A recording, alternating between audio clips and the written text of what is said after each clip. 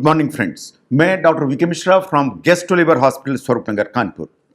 Eight the outset a request, ये scientific channel है, इस साइंटिफिक डेलिब्रेशन है। आपसे मैं रिक्वेस्ट करूंगा कि इस चैनल को सब्सक्राइब करें और इस वीडियो को शेयर करें ताकि ये जानकारी ज्यादा से ज्यादा लोगों तक भेजी जा सके। आज मैं ब्लैक फंगस या म्यूकरमाइकोसिस के बारे में बात करूंगा जो कोविड के संदर्भ में सबसे ज्यादा न्यूज में है। तो आज हम ब्लैक फंगस को डिस्कस करने की कोशिश करेंगे। नाउ सबसे पहले देखिए कि कोविड 19 विद सेकेंड वेव लगातार बढ़ता ही चला जा रहा है। इन द सेंस कि पहले 1 लाख केसेस थे, फिर 2 हुए, फिर 3 लाख हो गए, कभी कभी तो नए केसेस 4 लाख तक पहुंच जा रहे हैं। इसका मतलब यह है कि सेकेंड वेव में ये बढ़ता चला जा रहा है। इसके अलावा वार्निंग अभी से आने लगी है कि तीसरी वेव भी आ सकती है। तो आप इस दूसरी वेव तो खत्म नहीं हुई है, आपके सिर के ऊपर तीसरी वेव का जो एक खतरा है वो भी लहराने लगा हुआ है। एंड जहां तक एक खतरे का सवाल है कि जो कोविड है, कोविड ही सिर्फ नहीं है जो आपको झंझट किया हुआ है। कोविड के अलावा एक जो ब्लैक फंगस है, ये म्यूकरमाइकोसिस है, इसने भी प्रॉब्लम क्रिएट की हुई है। आज की तारीख में हमारे कंट्री में more than 200 cases of mucormycosis या ब्लैक फंगस के ऑलरेडी रिपोर्ट हो चुके हैं। तो हम आज म्यूकरमाइकोसिस के बारे में बात करेंगे। जो म्यूकरमाइकोसिस है, वास्तव में इसको बहुत सीरियस थ्रेट माना जाता है। ये जो ब्लैक फंगस है, वास्तव में म्यूकोमाइसिटीज जो फैमिली है वहां से आती है। ये हमारे एयर में होती है, ये हवा में होती है। अगर आप बहुत बीमार हैं और आपका इम्यून सिस्टम नीचे की तरफ है तो इसे आप हवा में से इनहेल करते हैं। उन इनहेलेशन के चलते ये आपके रेस्पिरेटरी सिस्टम में जाती है। अगर ये नाक के जरिए से जाएगी तो ये नाक में डिपॉजिट होगी, ये आपके साइनस की कैविटीज में डिपॉजिट होगी, ये लंग्स में जाएगी तो लंग्स में डिपॉजिट होगी, चेस्ट की कैविटीज में डिपॉजिट होगी और साइनस में डिपॉजिट होगी तो आसपास के एरिया में इसके फैलने का डर रहता है। नो, जो म्यूकरमाइकोसिस है या कि ब्लैक फंगस है, इसका वास्तव में कोविड से क्या एग्जैक्ट रिलेशन है ये वास्तव में क्लियर नहीं है। लेकिन ये बात सही है कि ऑल दोस पेशेंट्स जो कोविड से रिकवर कर रहे हैं उनमें ऐसा हो रहा है कि समहाउ ब्लैक फंगस का जो इन्फेक्शन है is coming up in a large way, जिसे हमें समझने की जरूरत है। एक्सपर्ट्स का ऐसा मानना है कि आप जो स्टेरॉइड यूज करते हैं इन पेशेंट्स में जिन्हें हाई डिपेंडेंसी है स्टेरॉइड की, तो शायद स्टेरॉइड के चलते जो इम्यून सिस्टम है वो सप्रेस होता है, उसके चलते जो म्यूकरमाइकोसिस है या ब्लैक फंगस है उसका इंसिडेंस बढ़ता है। ऐसे ही अगर आपको प्री एग्जिस्टिंग कोमॉर्बिडिटीज है, इन द सेंस कि आपको डायबिटीज मेलाइटिस है, आपको और कोई दूसरी चीजें जिससे आपका इम्यून सिस्टम कंप्रोमाइज्ड है, तो इट इज क्वाइट पॉसिबल कि आज जो म्यूकरमाइकोसिस है या ब्लैक फंगस का जो एक इंसिडेंस है वो बढ़ जाता है। साइंस ऐसा मानती है कि इन कारणों के चलते जो मैंने अभी कहे, इनके चलते शायद कोविड 19 के जो पेशेंट्स हैं रिकवरी फेज में इस तरह का जो इन्फेक्शन है, जो ब्लैक फंगस इन्फेक्शन कहलाता है, उसको पकड़ लेते हैं एंड वो लैंड कर जाते हैं ट्रबल में। नाउ हम आईसीएमआर की गाइडलाइंस को देखें तो आईसीएमआर की गाइडलाइंस कहती हैं कि ब्लैक फंगस का इंफेक्शन ना सिर्फ कोविड 19 के पेशेंट्स की रिकवरी को हैम्पर करता है, अगर इसे ट्रीट नहीं किया गया तो वास्तव में ये एक्सट्रीमली सिक करके ये फेटल करने की ताकत रखता है। Now how will you recognise, आप कैसे पहचानेंगे? सबसे इंपॉर्टेंट जो चीज है कि आपको चेहरे को ध्यान से देखने की जरूरत है पेशेंट को। अगर पेशेंट के आप चेहरे को ध्यान से देखेंगे तो आप देखेंगे कि इस तरह की आपको फेशियल डिफॉर्मिटी दिखती है। तो फेशियल डिफॉर्मिटी या फेशियल सिमेट्री या फेशियल एसिमेट्री, इसको ही सबसे ध्यान से देखने की जरूरत है। ये बात सही है कि आगे चलकर जो ब्लैक फंगस है ये आपके सेंसरी एंड वाइटल जो ऑर्गन्स हैं उनको इंपेयर करने की ताकत रखती है। हम अलग अलग सिम्टम्स को ध्यान से देखेंगे। नाउ सबसे पहले देखिए हेडेक।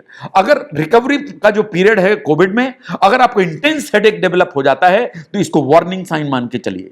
जो ब्लैक फंगस है या म्यूकरमाइकोसिस है ये वास्तव में साइनस की कैविटीज में होती है, नेजल कैविटी में होती है और यहां के नर्व्स को अफेक्ट करती है।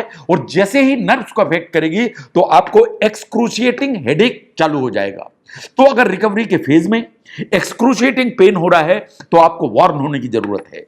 Now second one is the visual impairment. Any change in the eyes के शेप में, उसकी साइज में या विजन का डिस्टॉर्शन, ये तीनों चीजें होती हैं तो ये वार्निंग साइन है कि कहीं ब्लैक फंगस या म्यूकरमाइकोसिस तो नहीं डेवलप हो रही है।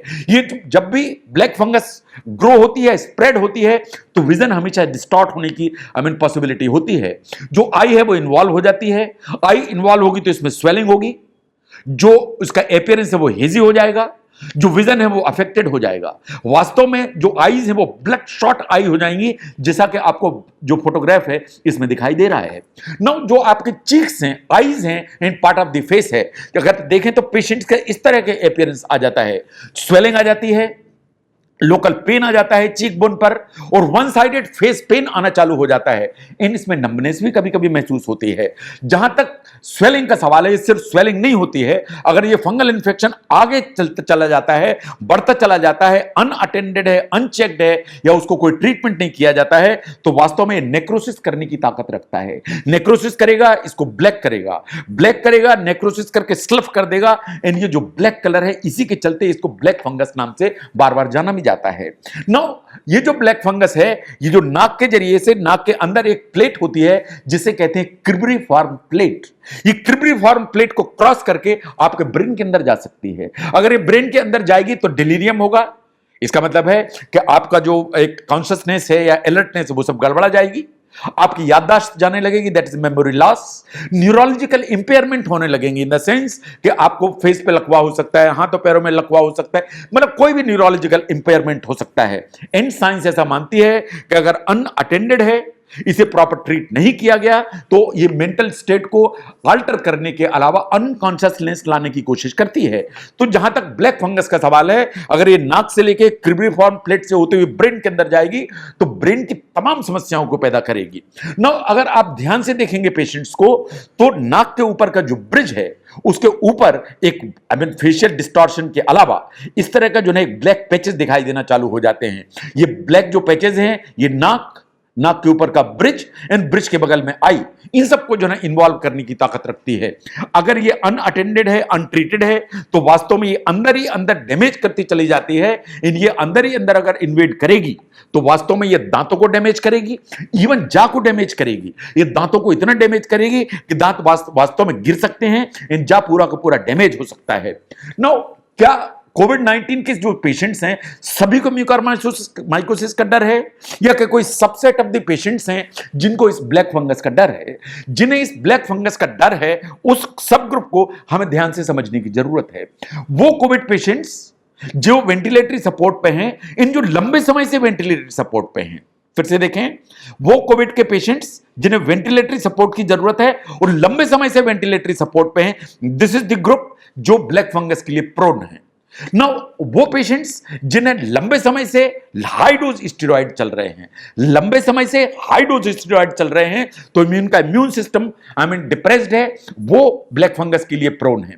ना पेशेंट्स जिनको despite every effort blood sugar control में नहीं है, उनकी ब्लड शुगर 400, 500 या डायबिटिक कीटोएसिडोसिस भी परसिस्ट कर रही है, ये जो ग्रुप है पेशेंट्स का कोविड-19 के रिकवरी फेज में, ये पेशेंट्स हैं जो ब्लैक फंगस के लिए प्रोन है। ऑल इम्यूनो कॉम्प्रोमाइज पेशेंट्स, चाहे वो HIV के पेशेंट्स हों, चाहे MDR ट्यूबरकुलोसिस के पेशेंट हों, चाहे कैंसर के पेशेंट्स हों, चाहे पेशेंट जो कीमोथेरेपी पे हैं या क्रोनिक रीनल फेलियर के पेशेंट्स हैं, जो कि इम्यूनो कॉम्प्रोमाइज्ड हैं, उनको अगर कोविड-19 डेवलप हुआ तो इट इज क्वाइट पॉसिबल कि वो ब्लैक फंगस की चपेट में भी आ जाएं। तो ये 4 ग्रुप के पेशेंट्स हैं जो सबसे ज्यादा रिस्क में होते हैं, तो इसलिए इन पर ध्यान देने की जरूरत है। ऐसा नहीं है कि हर आदमी को परेशान होने की जरूरत है। आप जानते हैं कि कोविड के 85 to 90% जो पेशेंट्स हैं वो ऐसे ही होम आइसोलेशन में रिकवर हो जाते हैं। तो ऐसा थोड़ी है कि आप होम आइसोलेशन में रिकवर हो गए तो आपको ब्लैक फंगस हो जाएगा। This is unnecessary panic which is being created. अगर आपको माइल्ड या मॉडरेट केस था, आप दोनों होम आइसोलेशन में ठीक हो गए, आपको कोई रिस्क नहीं है। आप एसिम्प्टोमेटिक पेशेंट थे, आपको कोई रिस्क नहीं है। आपने जो तो ओरल स्टेरॉइड आपने लिए बहुत शॉर्ट टाइम के लिए, कि से फॉर एग्जांपल आपने मेड्राल की गोली ली 16 मिलीग्राम, सवेरे शाम आपने 5 दिन खाई, आपको कोई रिस्क नहीं है। अगर आपको डायबिटीज है एंड आपने स्टेरॉइड लिए भी शॉर्ट टाइम के लिए, लेकिन आपकी शुगर कंट्रोल एकदम ठीक थी, तो आपका जो रिस्क का लेवल है वो बहुत लो है और ऑलमोस्ट ना के बराबर है। ऐसे ही जिन्हें वेंटिलेटरी सपोर्ट की भी जरूरत पड़ी, बट वेंटिलेटरी सपोर्ट बहुत कम समय के लिए था, से फॉर एग्जांपल 2 दिन के लिए था, 3 दिन के लिए, 4 दिन के लिए था, उनकी जो रिस्क इज वेरी लो और या रिस्क ना के बराबर है। तो हर आदमी को परेशान होने की, चिंता करने की जरूरत नहीं है, because these are the groups जिनमें कोई ऐसा रिस्क नहीं है। नाउ आपको क्या वॉच करने की जरूरत है? जब आप हॉस्पिटल में होते हैं तो हमें यह वॉच करने की जरूरत है कि नाक या उसके आसपास ब्लैक पैच तो नहीं डेवलप हो रहा है, आपके नाक में या कान में से कोई ब्लैक डिस्चार्ज तो नहीं आ रहा है। यह आपको हॉस्पिटलाइजेशन के दौरान आपको वॉच करने की जरूरत है। जब आप रिकवर होकर घर में चले जाते हैं तो आपको देखना पड़ता है कि फेस में कोई एसिमेट्री तो नहीं आ रही, कहीं कोई ब्लैक डिस्चार्ज जो है ना नाक से या कान से तो नहीं आ रहा है, आंखों में से देखने में या विजन में कोई डिस्टॉर्शन तो नहीं है, कोई मेंटल डिटेरियोरेशन तो नहीं है, कंफ्यूजनल स्टेज, मेमोरी लॉस, डिलीरियम, कोई इस तरह के कोई सिम्टम्स तो नहीं आ रहे हैं। लेकिन आपको कुछ प्रिकॉशंस लेने की जरूरत है। जब आप हॉस्पिटल में होते हैं तो कुछ प्रिकॉशंस आप लेते हैं, कुछ हॉस्पिटल का स्टाफ लेता है। सबसे इंपॉर्टेंट चीज एक वॉचफुल आई चाहिए। कहीं नाक में कोई ब्लैक स्पॉट तो नहीं है, आंख के नीचे कोई ब्लैक स्पॉट तो नहीं है, नाक में या कान में कोई ब्लैक डिस्चार्ज तो नहीं है, तो एक वॉचफुल आई चाहिए। Now second one is the कि आपका जो ब्लड शुगर है उसको बहुत स्ट्रिक्ट कंट्रोल होने की जरूरत है, क्योंकि स्ट्रिक्ट कंट्रोल होगा, ब्लड शुगर नीचे रहेगी तो इम्यून स्टेटस उतना डिस्टेबलाइज नहीं होगा। प्रोफिलेक्टिक एंटीफंगल्स की जरूरत पड़ती है अगर आपको एंटीबायोटिक लंबे समय से चल रहे हैं। जो वेंटिलेटर पर लंबे समय से हैं तो उनके जो ऑक्सीजन ट्यूब्स हैं उनको रेगुलरली चेंज होने की जरूरत है, because these are the sources जहां से ब्लैक फंगस के सबसे ज्यादा आने का डर रहता है। ऐसी भी कुछ रिपोर्ट्स आ रही हैं कि जो एयर को या ऑक्सीजन को ह्यूमिडिफाई किया जाता है, अगर उस ह्यूमिडिफायर में मिथिलीन ब्लू यूज की जाए तो शायद जो ब्लैक फंगस का इंसिडेंस है वो नीचे की तरफ आता है। नाउ जब आप डिस्चार्ज हो जाते हैं, आप कोविड-19 के रिकवरी के फेज में हैं, तो आप ब्लैक फंगस की रिस्क से कैसे बाहर रहें?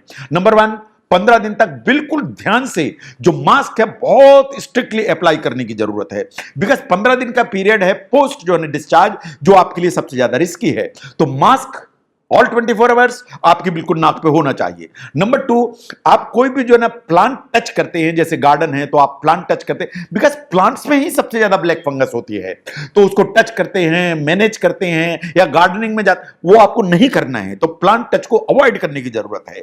देन जो सॉइल होती है या जो घास होती है, जमीन होती है, इसमें भी ब्लैक फंगस होती है, तो आपको सॉइल को जितना ज्यादा मिनिमाइज करें हैंडलिंग से वो आपके लिए अच्छा है। तो 15 दिन के लिए प्लांट से बचें, सॉइल को मैनेज करने से बचें और रेगुलर आपको अपनी ब्लड शुगर को मॉनिटर करने की जरूरत है। अगर आप इतना करेंगे तो घर में आप ब्लैक फंगस से बचेंगे। तो जहां तक ब्लैक फंगस का सवाल, ये बात सही है कि एक सब ग्रुप का पेशेंट है जिसमें इसके होने का डर है, वो सब ग्रुप का पेशेंट है, उसको बिल्कुल ध्यान से पहचानिए। वेंटिलेटर पे लंबे समय से, कॉर्टिकोस्टेरॉइड पे लंबे समय से, जिनकी ब्लड शुगर बिल्कुल जो है ना डिरेंज है लंबे समय से, या जो इम्यूनो कंप्रोमाइज हैं जैसे HIV है, MDR ट्यूबरकुलोसिस है, कैंसर पेशेंट्स हैं, ये पेशेंट्स हैं जिन्हें कोविड-19 है तो ब्लैक फंगस का डर है। लेकिन ऐसा नहीं है कि हर आदमी को डर है, कि आप होम आइसोलेशन में ठीक हो गए तो आपको डर है, आपने स्टेरॉइड नहीं लिए तो आपको डर है, आप एसिम्प्टोमेटिक थे तो आपको डर है। इसको किसी को भी इस तरह का डर नहीं है, तो इसलिए इसको सभी लोगों को डर होने की जरूरत नहीं है। अगर आप समझते हैं कि ब्लैक फंगस या म्यूकरमाइकोसिस को समझने में ये वीडियो आपको हेल्प करता है तो इसको जरूर शेयर करें। मैं doctor V K Mishra from gastro liver hospital, Swaroopnagar, Kanpur. Thank you very much.